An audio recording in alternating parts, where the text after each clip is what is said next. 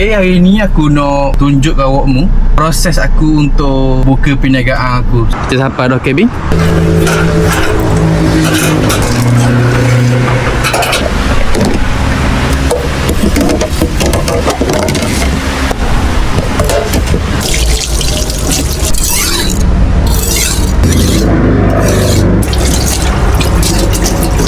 Bawang ni aku slice dari rumah lagi ni. Jadinya kat cabin tinggal letak saja.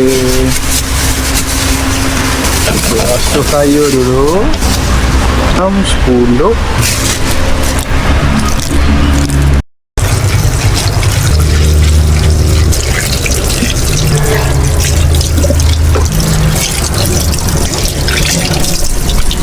Mahlah kita kerak sayur.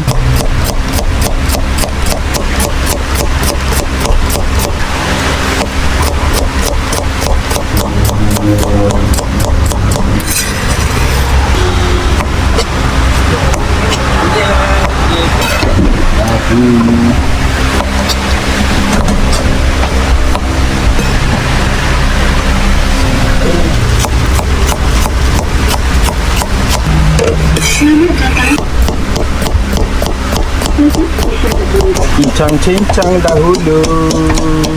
Ambil cincang, tak ambil kacang. Setara ni comel dah. Allah Akbar. Comel. Salt pepper ni dia degas dah lah kalau kita tutup lama. Jadinya dia meletup ke babung. Kita letak pula sos black pepper. Kacau-kacau. Letak dalam ni. Selesai tukar hari ini.